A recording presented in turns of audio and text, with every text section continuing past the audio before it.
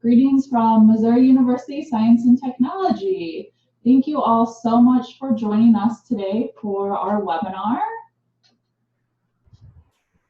Thank you. All right, so the topic of today is pre-departure information for fall semester 2018. So with this webinar, we have graduate students who have been admitted for this semester who are joining us. So welcome to you all. My name is Jody and I'm from the Office of International Affairs. We also have a representative from the Office of Graduate Studies with us as well. So we'll be presenting this information to you throughout the presentation. If you have any questions, you can type them in the little chat box, or at the end of the presentation, we can open it up for more questions. You can either type them in or unmute yourself and we can answer your questions then. So like I said, my name is Jody Hazekamp. I'm the international recruiter here in the Office of International Affairs. I also have with me. I am Hannah Helmick. I am the manager of sponsored student services here at S&T. So I work with all the students who are coming in who have scholarships, usually through the embassy of their home country or maybe a company or something like that. So I may have been working with some of you. And I am Adrienne Neckerman. I'm with the Office of Graduate Studies.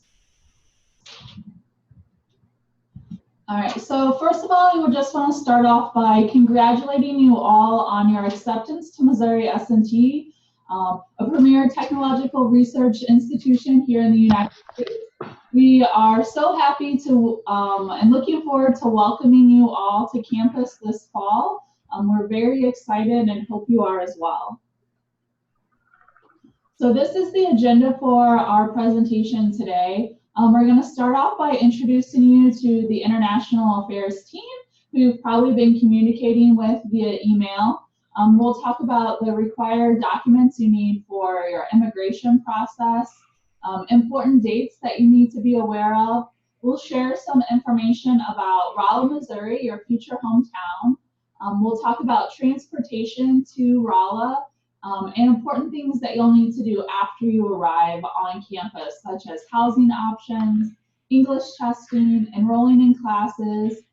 We'll discuss some employment options for international students, and we'll also introduce you to some international student organizations that are a great way to for you to be introduced to some current students here on campus that can provide some great advice. Okay, so I'm not sure how many of you have already gotten your I20 or your DS 2019 document, which will allow you to go to your visa appointment. But if you have gotten this paperwork, it was created by one of these lovely ladies, most likely. We have a few more people who work with the immigration paperwork on the next slide, but you can kind of see here the names and then broken down by the alphabet group. So for example, if your last name starts with a K, Miss Shauna is your immigration advisor. So these immigration advisors are really important, not only to kind of create your immigration paperwork before you arrive to Missouri S&T, but they will also be there to support you throughout the whole time that you're here studying to make sure that you have the most up-to-date information about immigration policies and immigration regulations. If you need to extend your paperwork, anything like that, they will be able to assist you. Okay, so on the next slide, we have some more pictures of some other people who are here to support you during your time at S&T, Ms. Fire, Mr. Elliott, and then Mr. Coyne. So you may have gotten some emails from Brendan before your immigration paperwork has been created. If you've gotten emails from him and you haven't responded, be sure to communicate with him so we can get your paperwork issued. Okay, and then here is a picture of Norwood Hall down at the bottom, kind of left-hand side of the screen. This is where the International Affairs office is located. So we've also listed some of the contact information on the screen. If you have any questions about anything, you're more than welcome to email us. We want to try and make the transition to Missouri S&T as smooth as possible.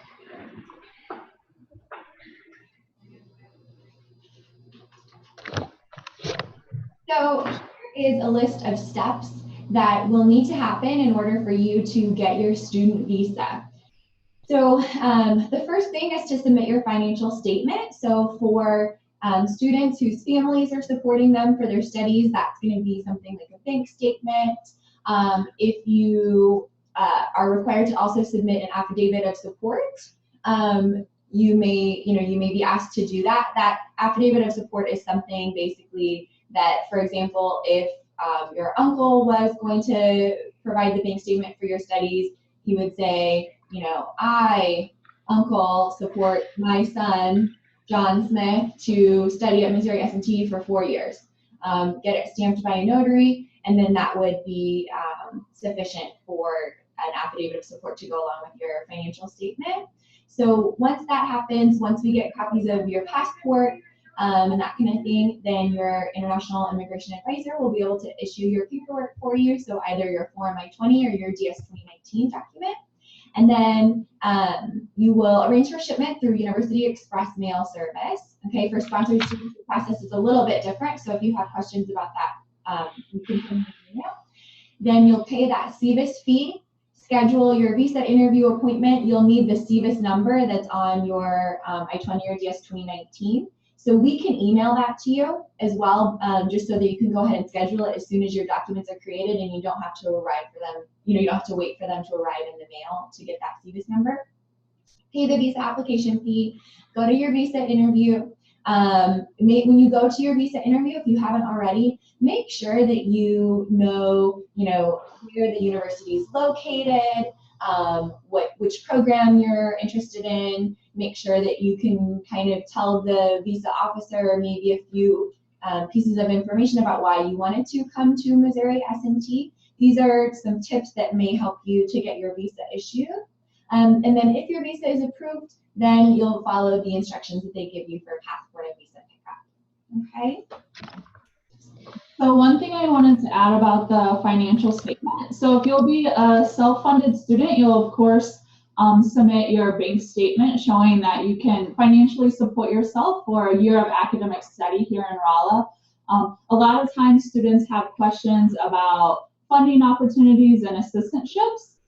If you are interested in an assistantship, all those decisions are made directly by the academic department. So for example, if you have been admitted to the electrical engineering department and you're interested in an assistantship, you'll need to contact that academic department directly and find out what opportunities there are. Do you have anything to add about funding opportunities? On the Graduate Studies website, if you go to grad.nst.edu and then Future Students tab, there is an opportunity for external funding opportunities that have been made available to our office. So if a graduate teaching assistantship or a graduate research assistantship is unavailable to you, there might be some sort of additional opportunity that is located there. So, yeah, and if you are receiving funding from an academic department, Brendan will communicate with your advisor, your academic advisor who's providing the funding, and help with that process so we can get your I-20 or DS-2019 shipped to you and issued with that funding listed on it. So, all right, so our next topic is important dates to remember. So you can arrive in the US up to 30 days prior to your program start date on your I-20 or DS-2019. So when you receive that in the mail, you'll be able to look at that and know you can arrive about a month before new international student orientation. So new international student orientation will be on Tuesday, August 7th. This is a required event for all of our new international students. We encourage you all to attend this event. You'll be able to meet a lot of important people on campus, learn about how to maintain your immigration status, as well as learning about other important resources that are available to you as an international student at Missouri S&T. On Friday, August 17th is new graduate student orientation. So as a graduate student, you'll also want to plan to attend this. New international student orientation and new graduate student orientation are two separate events, so you should plan to attend both of them. They'll cover unique information, and both of them are very important. And then, of course, the most important day is Monday, August 20th, which is the first day of class of the fall semester. So again, we highly encourage all students to attend both international and graduate student orientation. But for some reason, if your work schedule or something prevents you from arriving in Rolla by that time, we can still welcome you to campus to enroll in classes, but the most important date for you to arrive by is before August 20th, because that's the first day of class. Next, I'm going to share with you a little bit of information about Rolla, Missouri. So you can see here on the map, Missouri is located right here in the middle of the United States. So it's a really great location, centrally located if you, on your winter break or spring break, summer break, maybe you want to travel in other parts of the US. We're right here in the middle, so you can travel around and see a lot of different parts of the country. Rolla is a relatively small town of about 20,000 residents. It's 160 kilometers from St. Louis, which is the largest city in the state of Missouri, and also the city with the closest airport. So that's where you'll be flying into. Rolla is a very safe and friendly community. The people here are very welcoming, especially to international students. The university is a very important part of our community, and people are excited that we have our students here. They participate in cultural events that we have on campus in the community. I think in general, people in the Midwest part of the United States have a reputation for being very open and friendly people, and in Rolla, it's no different. It's not uncommon for people, when you're grocery shopping, for them to smile and say hello to you, even if they're strangers. So our international students really grow to love and enjoy living in Rolla, and I think you will as well. Here's a couple pictures from our city. So you can see there, the top picture is of our campus in winter. So we do have 4 distinct seasons here in Missouri. You will be arriving in August, which will be in summer. So it'll be very hot. The average temperature in Rolla during the summer is probably about 88 degrees Fahrenheit. I'm not sure what that is Celsius.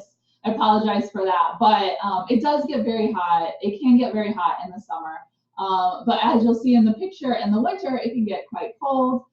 We usually get snow a couple times a year. In the spring and fall, the weather is very mild.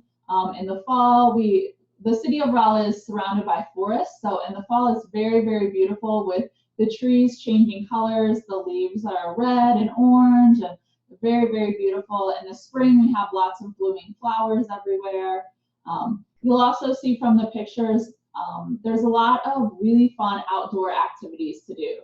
So lots of people in Rolla enjoy doing hobbies that take them outdoors, whether that's hiking, fishing, boating.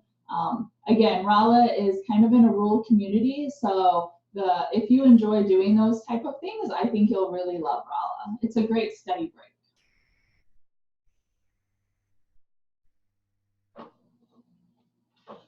All right, so when you are traveling to Rolla, like I mentioned, you are going to want to fly into the St. Louis airport. The airport code is STL. So Rolla is about a 2-hour drive from the airport. So you will need to make travel arrangements on how you're going to get from the airport to Rolla before you arrive at the airport. It's not possible for you to just go to the airport and then take a taxi to Rolla. It's too far of a distance, and taxis won't come this far. So it's best for you to make a plan before you come. So one option is USA Express, which is a local shuttle company that's operated here in Rolla.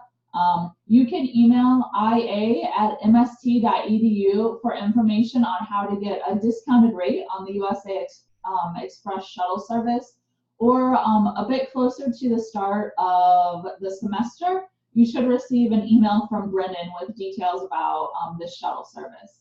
If you are a sponsored student, you can send an email to iasss@mst.edu, and Ms. Hannah can share with you information about what your transportation options are. And then, of course, you have the option of having a friend pick you up. If you know any older classmates who are already attending Missouri S&T, or if you're able to connect with one of the international student organizations and maybe find out if anyone is going to be traveling from the airport to Rolla the same day that you're arriving, maybe you can get a ride that way. Another thing to consider is if you need to make a hotel reservation. If you are going to be arriving at the airport in St. Louis very late at night, your best option might be for you to get a hotel room in St. Louis and then travel to Rolla the next morning. You also may need to stay in a hotel a few days in Rolla when you first arrive while you're looking for an apartment and arranging your housing. You might have some friends that you're able to stay with at their apartment, but if not, you might need to make a hotel reservation. So I'd recommend doing that in advance. After you arrive in Rolla, the first thing you're going to want to do is check in with the Office of International Affairs with your I20 or DS 2019, your passport, and your I-94. Again, like Hannah mentioned before, our office is located in 103 Norwood Hall. So we're open from 8 a.m. to 4:30 p.m. So when you first arrive, come to our office and get checked in with us. Then you'll also, other things you'll need to do include get your university ID card made, activate your university email address if you haven't done that already. You may decide to open a bank account in the US, which most students do since you'll be living here for a couple of years. And then of course, look at your housing options and get that sorted out. Okay, so housing is obviously an important thing that you'll want to consider. One thing that you can do if you're interested in on-campus housing options is contact our residential life team. So their website is listed kind of at the top of the screen, reslife.mst.edu. So they have some options, and for students who live on campus, it's nice because they are automatically kind of thrown in amongst other students, and it's really can make the process of making friends go quickly. You can also contact some local real estate companies if you're interested in renting a property off campus. So we've listed several real estate companies below: Investment Realty, Brown Realty, and Frew Realty. You can also contact some of our international student organizations if you're interested in getting some advice about housing, because they may have some tips about where they've lived, or they may know, some of their friends are looking for roommates or something like that. So you can contact them. Rent is going to be about $450 to $700 per month. It's kind of an estimate. And so if you're living with someone else, if you're living with one other person, cut that number in half. If you're living with a couple other people, you can cut it into a third. So, living with roommates can generally help save some money, but some students want a little bit more privacy, and that's okay too. But that'll give you a little bit of an estimate so you can consider your options. One thing that we always recommend that students do is to read and understand your lease before signing it, because here in the United States, a lease is, really a contractual obligation. So whatever you sign your name to in the lease, the landlord can hold you to. So make sure that you understand what you're signing before you sign a lease with a company.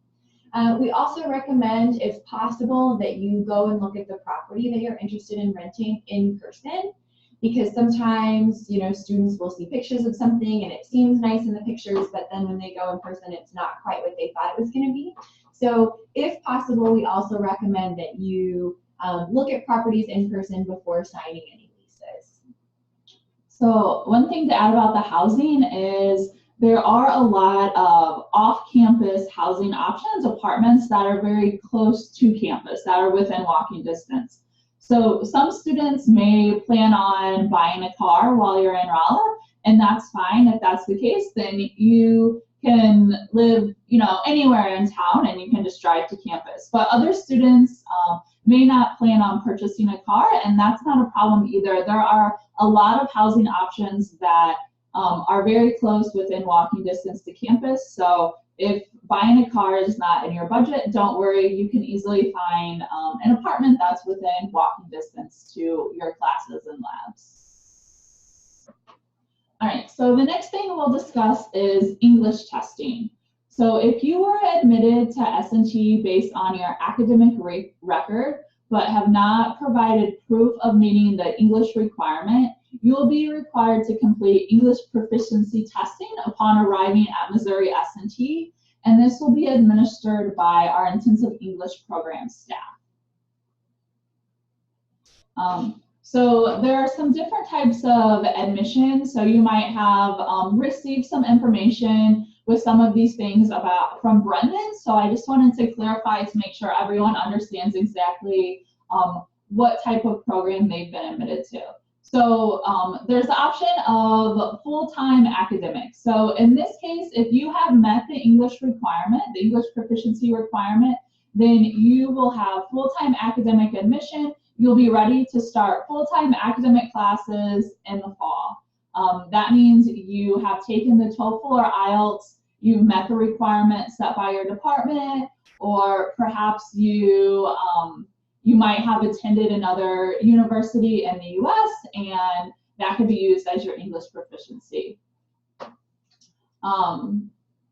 Another option would be you might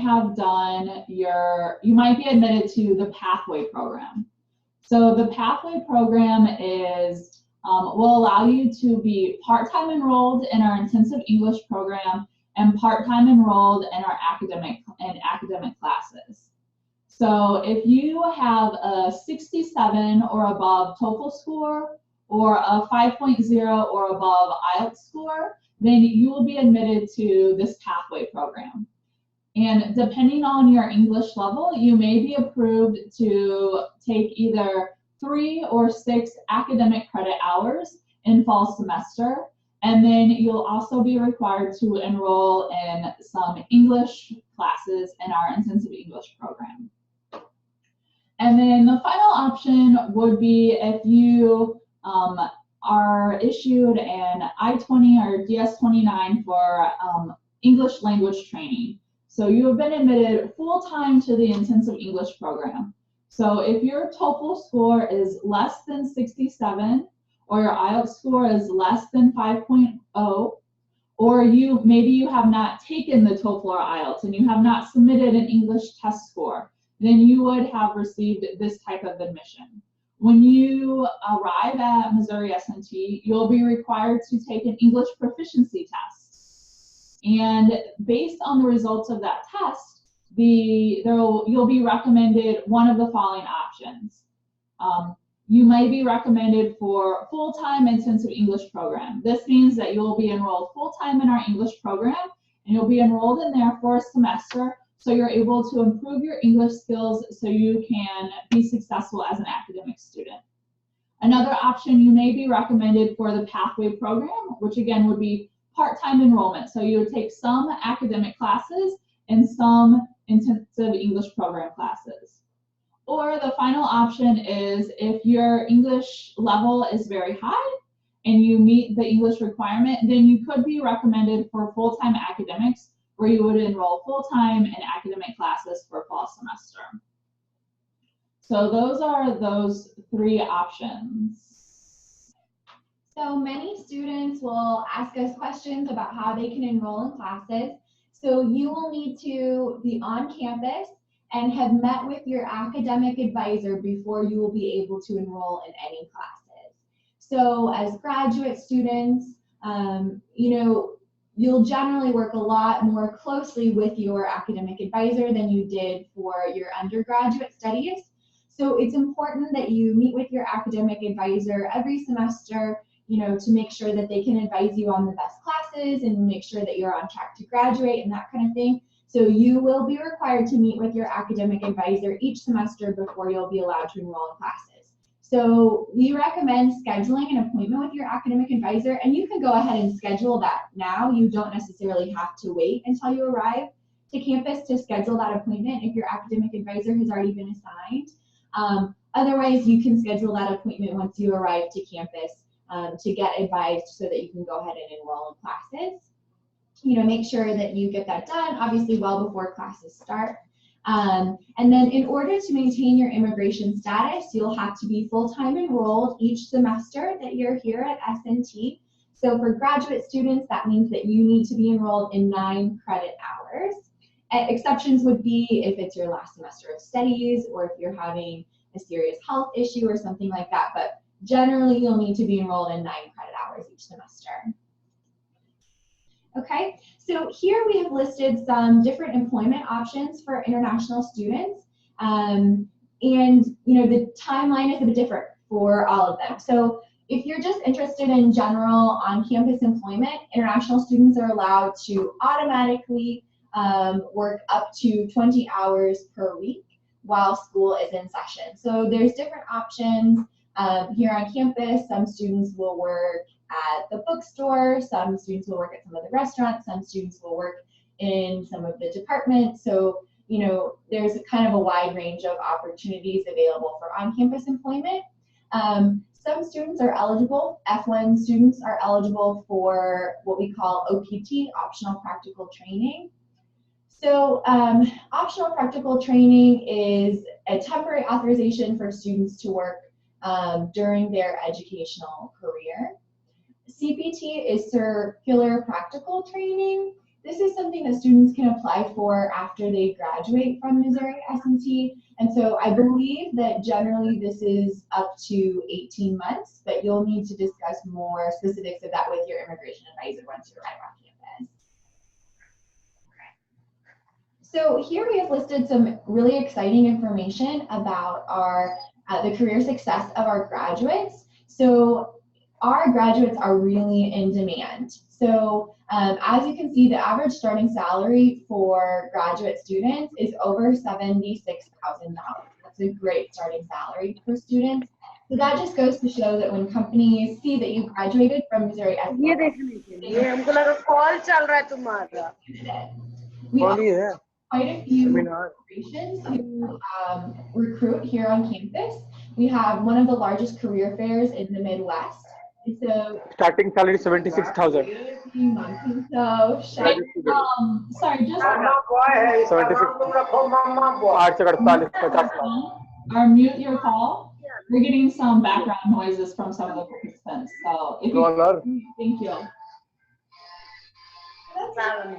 A little bit of information about some of the companies that come recruit here. 1,158 companies. थोड़ा रखो क्या रखो तुम क्या कर रहे हो नहीं कुछ नहीं कर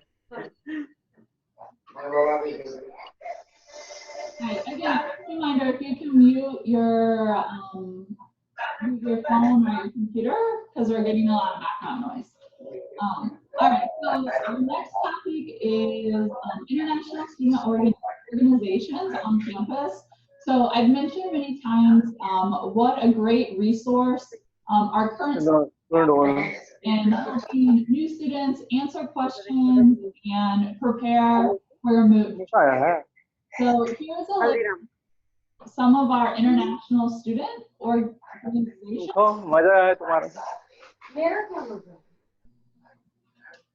Here's a list of some of our student organizations.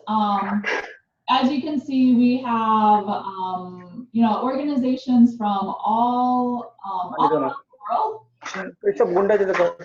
See your country listed here with a specific organization. That does not mean that there aren't students from your home country here. They might just not have a formal organization. So can connect you with one of these student organizations or a student from your home country or from the academic department that you're admitted to, and they can help answer any type of questions you might have.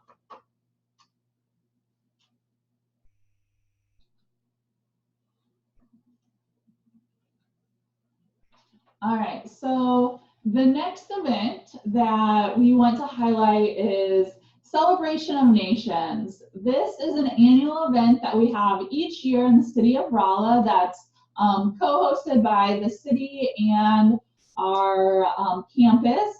And it's personally my favorite event that we have in our city. It's such a fun day. It's a huge international festival that really celebrates the diversity of our campus and our city. The day starts out with a parade of nations where we have students from all around the world and community members walking in the parade. We have maybe over 60 different countries represented with flags from different countries.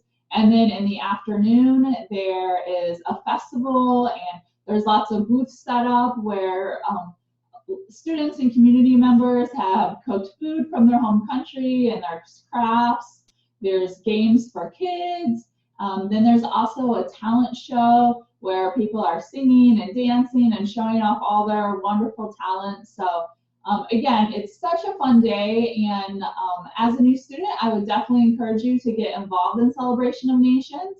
When you're packing to move to Rolla, if you want to pack some traditional clothing from your home country or something that you might want to bring to help share your culture, I would encourage you to do that because as you can see from the pictures, people get really excited, and it's a great opportunity for our students to share more information about where they come from our community, and our community loves it, and it's such a wonderful event. All right, so that is all the information we have here. Here are Hannah and I's email addresses. I see we have some questions here in the chat, so we will go ahead and try to answer some of those. And if you have any other questions, please type them in at any time. So yes, this presentation will be shared. I'll send out a PDF version along with a recording of the presentation. Probably within the next few days. So you'll definitely have that. And if you have any friends who aren't able to join for the call today, they can listen to the recording. There's a question about funding. Again, if you have questions about funding or are interested in those opportunities, you'll want to contact that academic department directly. And if you go to each academic department has a website, and on their website they have all their faculty members listed along with their contact information, and there are areas of interest for their research. So you can take a look at kind of what research projects they're working on and find someone who maybe has some overlapping interests with you, and you can contact them and see if they have any openings on their team. We have a question about when is the latest that students can send in their financial documents. So we don't have a specific date that all documents have to be turned in by. The challenge is that if students turn in their financial documents, just a few weeks before classes start, then we will issue their immigration paperwork as soon as we can, but then it has to be mailed to the students. They have to get their visa appointment. They have to actually get their visa. Then they have to make travel plans to come to Rolla. So it can be a tight timeline. So as soon as students can turn in their financial documents, that would be great. The sooner the better.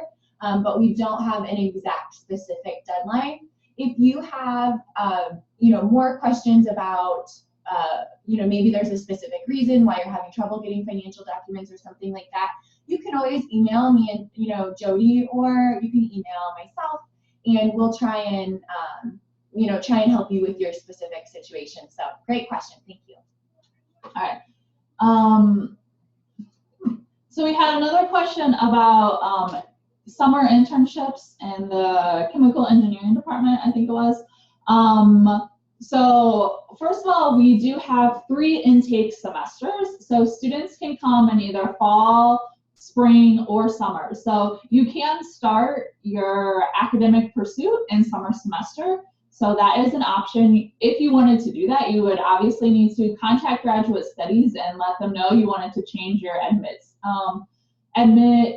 semester, and they could help you with that process. If you are just looking for an internship opportunity, just maybe coming and doing some research during the summer, then I would recommend just contacting that department directly. We do have some students who do that option, but it's very department specific, and it depends on what opportunities the faculty members have. So again, just contact the department and see what they might have available. If you are interested in internships for next summer, so after you've completed 9 months on campus, you can certainly start applying even this fall or in the spring semester, next spring semester, for a summer internship for 2019. And you can do that through the Career Services Office. Their website is career.mst.edu. So we've gotten a lot of questions. We're going to try and sort through some of them. Somebody asked about students from Sudan. So we actually do have a couple of students from Sudan. And if you're interested in being connected with, current students from your home country, you can always email Jody, or you can always email myself, and we can try and put you in contact with students from your specific home country.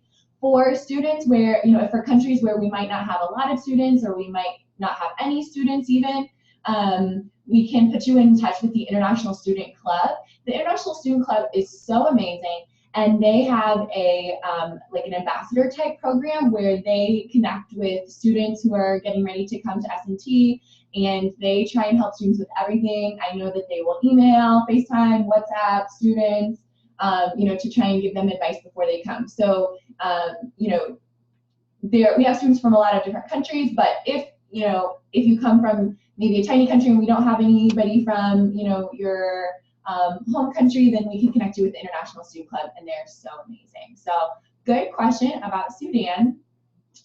We have another question about immunization certificates. So we recommend that you bring all of that information with you when you come. Our student health will require proof that you have received certain vaccinations before you'll be allowed to begin in classes. So bring all of those documents with you, all of those official documents with you. Do you have anything to add to that, Jody? No, you can, if you go to the student health website, they have all the requirements that you need, and kind of list out everything that you need to bring, and you can always contact them if you have additional questions as well. So we have a question about health insurance and if it is required, and if you're automatically enrolled as an international student. So the answer is yes, all international students are required to purchase health insurance through our university. It is an immigration requirement that students have health insurance. International students have health insurance, so you will automatically be enrolled, with the exception, if you think that you have an exception, you can contact our health insurance specialist, or if you have questions about health insurance, she can answer those for you. We do have a designated person in our office who handles all of our health insurance questions. So even as you're a student here, if you know anything about the U.S. healthcare system, it's probably that it's very complicated and can be very expensive. So that's why health insurance is so important. But if you go to the doctor here when you're in Rolla and you get your bill and you're not sure how to handle it, you can bring that to our office, and our health insurance advisor can help you with those type of questions. Let's see. We have a question here about are TAs supposed to receive a stipend as soon as they arrive? Can you answer that? Well, I've asked for backup, and I have not received a response yet from our financial person, but you are paid monthly if you're on a GRA or a GTA. I don't know if you would get a partial payment at the end of August, or if you would not receive anything until the end of September. So I've contacted our financial manager and do not have the answer quite yet. All right, so if we don't hear back by the time of call-ins, we can certainly share that information with you via email. So follow up with us if we don't hear a response. Another question is, how long does it take for the university to issue an I-20 once all the financials are sent? So once your financial statement is received, it will take a few days for us to review that, and then your I-20 will be issued. So ideally, it should be probably in less than a week. Yeah, I would say, yeah, it should be less than a week. We'll also need, in addition to the financial documents, we'll also want to see a copy of your passport open to that picture page. So be sure to send that as well. And once we have those things, as long as you're not planning to transfer your CVIS record from another institution, it should take just a couple of days. So if you were to transfer your CVIS record, we would not be able to create your immigration paperwork until we receive your CVIS record from your other school. So that might not apply to any of you, but just as a heads up. So yeah, and after you Hello. Yeah, do you have a question? Yeah. Hello. Good morning, ma'am. This is Sachin. I have admitted to PhD program. Congratulations. Yeah, thank you, ma'am. Actually, I have a question regarding the visa. Okay. So previously, I had been admitted in 2017 with F1 visa. My visa was approved, but due to some reasons, I could not attend the university last year. But this time, I have got my new I-20 with the same service ID. So I just wanted to know, confirm from you whether I need to reapply for visa or the previous visa will suffice. So we recommend that students always, refer to their consulates or embassies with visa questions, because each embassy and consulate, to be honest with you, in the different countries, they all do it differently. So we just want to not give you bad advice, and we want to tell you to contact the embassy or consulate where you got your initial visa. My best guess is that your visa should be fine since you have the same CVIS number, but do not take my word as 100% true. So definitely follow up with the embassy or the consulate to make sure. But I think Sure. Good question. Okay. Yeah, ma'am. One more question. Yeah. There's a insurance of $704 per semester which we require. So that is for 6 months, or is that for 5 months? For what duration is that? What duration do you know, Jay? So you'll be enrolled in insurance, I think, for the whole year, and you'll be charged on your fall semester tuition bill and your spring semester tuition bill. So it's kind of divided into 2 sections. I am going to get a little bit more information from our insurance specialist in just a second, and I will be able to give you those exact numbers, okay? If you'll just wait a minute and just put a pin in that question. Okay, I do have an answer about the stipend regarding the TA or the RA position. So if you have already received a GTA or a GRA appointment for the fall, that will officially start in mid-August, and so you will receive a partial check at the end of August. Then after that, you will receive your normal full check at the end of September. So I hope that helps. All right, so we have a question. Do I still need to provide a financial statement if I have funding provided by your supervisor? So if you're receiving funding from your department,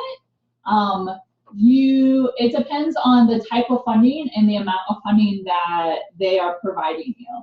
So if it is to cover the full amount for us to issue the I-20, then you may not be required to provide any personal bank statement. But if it doesn't cover the full amount, you may need to provide a bank statement for the additional amount, which could be maybe like an additional $10,000, $5,000, maybe even $2,000, depending on the type of funding that you're receiving. So you should receive an email from Brendan that explains exactly what you need to provide. If you're unsure, just send us an email and we can clarify for you. All right, so we also have Miss Amy. She is our insurance specialist who has joined us, and she is gonna be able to answer our insurance questions. So they had a question, Amy, about the insurance amount, how much it costs, you know, is it per year, per semester, per month? How much will it be? Okay, so this last year, the insurance was $702 for the first semester, which was August 1st to December 31st. And then for the next semester, which is actually an enrollment term, it would be from January 1st to July 31st. It was $974. The rates for next year will be going up. We do not have a final amount yet, but we do know that they will be going up some. All right. Okay. So thank you. So, Sorry, yeah, go ahead. yeah, so is there another insurance option, like some other insurance options as well? No, there are no other insurance options. This insurance policy is mandatory for all students. Okay. And so, okay. So if if I have 50% employment, like full-time, 50% of full-time employment as a TA or RA, so will that 100% tuition fee waiver will cover that insurance or not? No, the tuition fee waiver does not cover your insurance. You do receive a stipend each month, and that would be enough to help cover, to pay for the insurance. Insurance is separate and is not covered by tuition and fee. If you're on a 50% appointment as a PhD student, I'm assuming that's what you're meaning.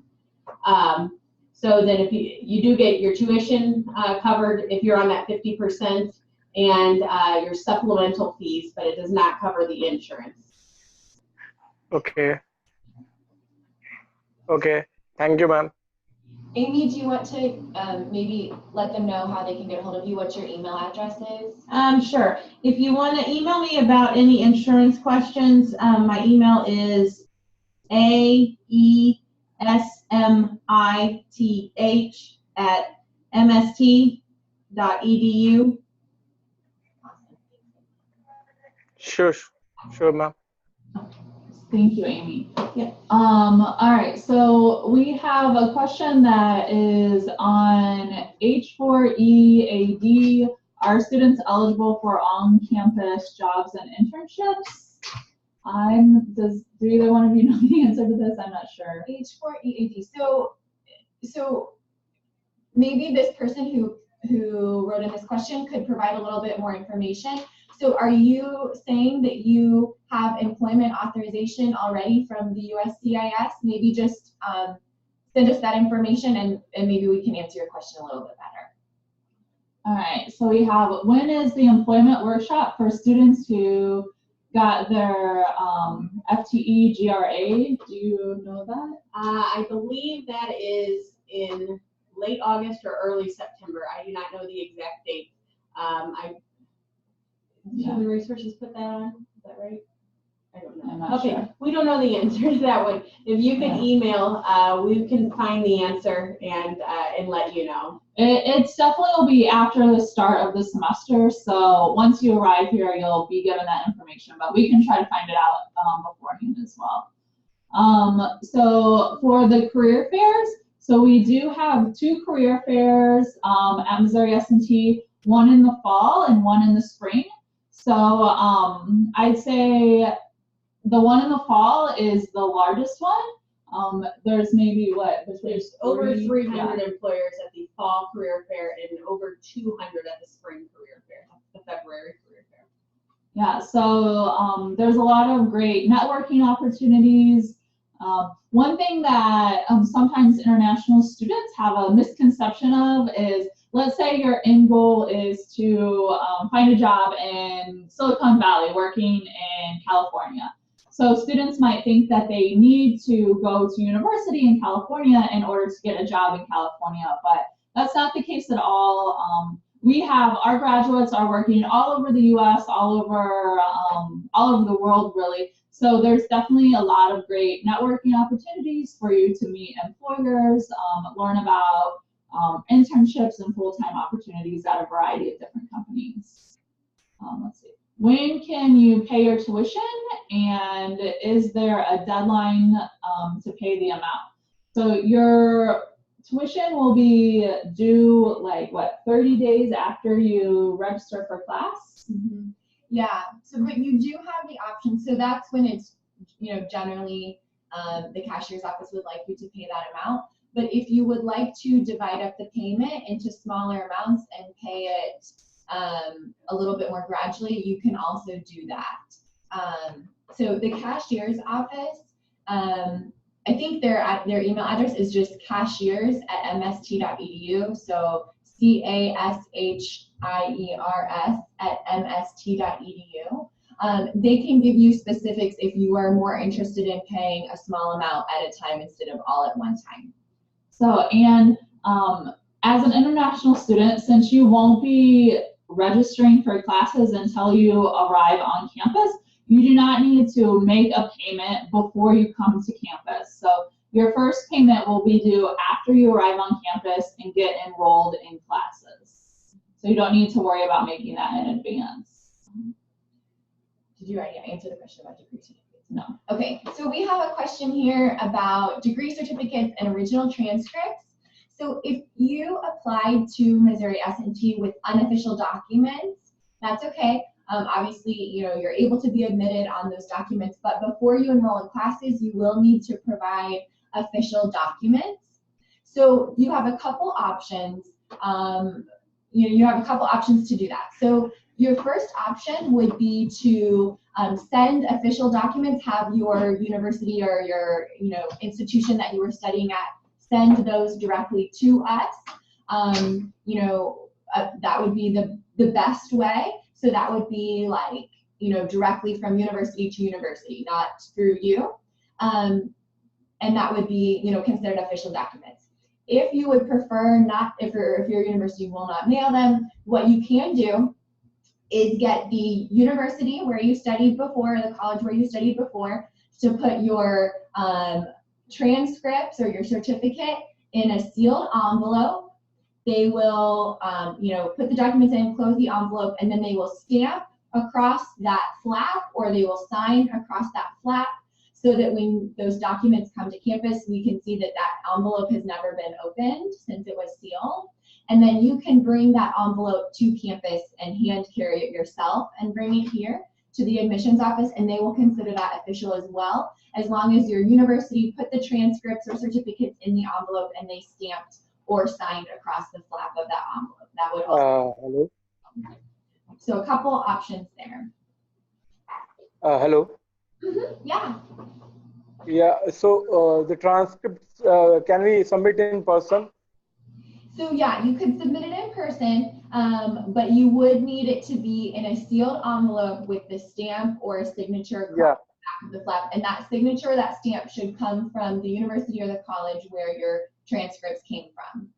So sure. if it is stamped or signed across the back, you can bring it yourself and hand carry it here to the admissions office. That's okay. Yeah. Okay. Thank you, ma'am. No problem. Good question. Okay, the next question about the RA, if you're wanting to receive an RA or a TA after you reach Rolla, yes, you can absolutely come to Rolla and talk with your academic department or faculty in your academic department about receiving an RA or a TA after reaching Rolla. All right, so the next question is about login data for Joe's account. After you were admitted, you should have received an email with your Joe's logon information. So go back and check through your emails and see if you got that. If you did not, you can send me an email and I can try to help you get that set up. And then there's a question about when do you have to pay the $75 semester fee. I think that might be referring to the application fee. No, that's the international student. Oh, the international student fee. Hello. Yeah, hold on one second. Let's answer this question and then we'll take your question. So that 75 international student fee that I think that you're referring to will be due with your tuition. And I thought that it was 80, but I could be wrong about that. So 75 or 80 is the international student fee per semester, and that's just due at the same time you pay your tuition. It'll go onto your student account. Okay, we can take your voice question now. Yeah. Ma'am, I had one question. Okay. Yeah. So apart from research assistantship, this internship, can we do internship during our PhD studies? Yes, there are internships available for PhD students. So you could do those during the summer, or you could do a co-op during the semester. You would take a semester. Pardon. I could not hear that. Yes, PhD students are eligible for internships. They are also eligible for co-ops, but you have to complete 9 months of education before you're eligible for either of these. Okay. So what is the difference between co-op and internship? An internship is during the summer, and a co-op, you would actually take a semester off of classes to work on a co-op with a company. That's actually during the school year. Okay, so in the entire semester, I'll be working with the company. Yes, exactly. Okay, so after 9 months, after completing 9 months of stay at US, so can we start co-op after that? Yes. Okay, so what is the provision, or what is the facility for assisting in getting a co-op? Yes, our career center, it's called Career Opportunities and Employer Relations. The website is career.mst.edu. They have a variety of web resources, plus the career fair, which has full-time and internship and co-op opportunities available at it. So you will work with the Career Center, Career Opportunities and Employer Relations, and they can help you find a co-op or an internship. Okay. So one more question. So if I want to pull in funds for my research from external agencies, so is there any assistance from the university regarding that? I'm sorry, can you please repeat that? Like at the end of the first year, I have some hypothesis about my research. I just want to present that to the external bodies who may be able to help me with the funds regarding the project. So can we get funding regarding like that? I believe so, yes. You would want to talk with your advisor, your research advisor, and other faculty in your academic department to determine that. Okay. Okay, ma'am. Great. Thank you. Thank you. We have a question here from a student who already has an I-20 from another school. So they're asking kind of what's the process to get an I-20 from Missouri S&T, and then is it necessary for another school to release their, the student CVIS ID before processing the I-20?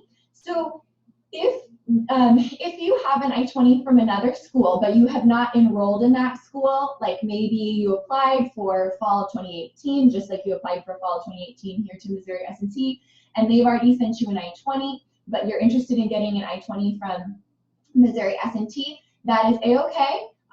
You don't need to do anything with their I-20.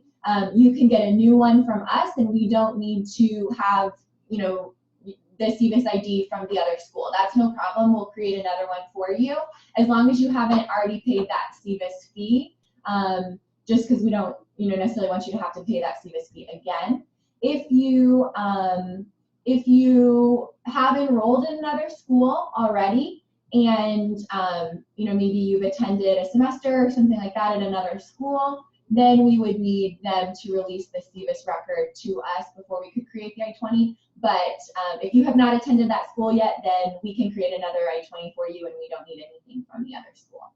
I hope that helps answer the question. All right, so we have a question about the cost of participating in the Pathway program. So if you were issued an I-20 for the Pathway program, on your financial statement, you will be required to show the full amount for a master's or PhD student in order for us to issue you an I-20. But that semester that you're in the Pathway program, your actual cost will be lower because tuition for our intensive English program is lower than tuition for academic classes. So your estimated tuition for your semester, if you are approved to enroll in 3 academic credit hours for graduate credit hours, would be about $8,340. If you are approved to enroll in 6 academic credit hours for graduate credit, your estimated tuition would be approximately $10,000 and $10,500. So again, that's just an estimate, and you would need to provide the full degree amount to get your I-20. Then that way, when you finish the Pathway program, you won't have to submit new financials. You can just get an updated I-20. Let's see, we have a question here about this person won't get their bachelor's degree until June. Will it delay issuing the I-20? No, you're submitting your official transcript does not impact your issuance of your immigration documents. So you will need to submit your official transcript before the start of this semester, but you can definitely submit your financial statement and we can get your I-20 to you as soon as possible. Let's see, we have a question about how to pay tuition fees. You can make those payments directly, like with cash or check, to the cashier's office, or you can do an online payment. What I would best recommend is going to the cashier's website and looking on there, and they have information about how to set up online payments and through wire transfer or through your local bank. All those directions are on there. So their website again is cashiers.mst.edu if you go to their website. There is a small service fee if you decide to set up a payment plan for your tuition. Again, I'm not exactly sure what the amount is, but there's a small interest rate that you have to pay for having those payment installments, but it's not too much. And again, that information is available on the cashier's website. Let's see, when do I get my student IP in which I need to apply for housing on campus? So I wonder, so I don't know if I totally understand the question. So if this is your question, feel free to chat in with some clarification if we don't answer this. But you will apply for housing on campus. You should have gotten an email about you know, housing options on campus, I believe. If you haven't gotten that email, you can always send Jody or I an email, and we can, you know, send you the housing information. If you go onto the Missouri S&T website and you go to Res Life, what I always like to do when I go to the Missouri S&T website is go to the homepage, and then there's a place that says A to Z and it has a little arrow. If you click on that, it'll pull up in alphabetical order the names of all the different departments and things like that on campus. So on-campus housing is known as residential life or Res Life. So if you go to R and you click Res Life or Residential Life, it will pull up their website, and there's a section, there's a little button you can click that says apply for housing. So if you need other information to apply for housing that you don't have, you can let us know. If you're interested in what your student ID number is, that will probably be in your account when you log in, the same account where you created your application and that kind of thing. It's also on your admission letter. So it's a number, it usually starts with 12 something or other. So if you look on your admission letter, it should be kind of close to your address and your name. So if you're looking for your student ID. So, but if we didn't answer your question, chat in. Thank you. And one thing about on-campus housing at Missouri S&T, we don't have designated on-campus housing for graduate students. As a graduate student, you are welcome to inquire about living on campus, but to be quite honest, most, if not all, graduate students live off campus in an apartment. So most students who live on campus are younger undergraduate students. So just keep that in mind when you're considering what option is best for you. But again, you can contact Residential Life and they can let you know what all your options are. So hello. Yeah, we have time for one more question. Yes. Now, what is there any set amount? Is there a set number of years which we required to complete PhD? Minimum number of years? Most PhD students take at minimum 3 years. Some will take, on average, it's 4 or 5 years to complete a PhD program. Some students will take longer, but yeah, the average is usually 4 to 5 years. Some very ambitious students will complete in 3 years, but that's a rarity. But sometimes it takes 6 or so years. Mm-hmm. Okay. So, All right. Thank you, ma'am. All right, thank you. Well, again, thank you all so much for participating in this webinar today. We really appreciate all the questions. You can see here is one more question. Okay. What is the minimum charges for on-campus housing? We have a lot of different types of housing. So I would recommend going to the website reslife.mst.edu Sure. and looking at the different options, because there's everything from traditional dormitories to apartment style houses. Mm-hmm. And depending on which type of housing and if you share your room and things like that, the costs will be so different. So yeah, so it's all on the website. Good question. Ma'am, is there an ecosystem for startups at university? Sorry, can you say one more time? Is there an ecosystem for students to start up at university? A what system? I'm sorry. Are there any startup incubation center in university? Yes, we do have a technology transfer and small business development center on campus. They are invited to the new graduate student orientation, and the director and the assistant director of that department will be there to talk about what they can do to help you. So make sure you come to the new graduate student orientation on August 17th. Okay. So are international students allowed to participate in that? Yes. In the technology development and small business development centers? Yes.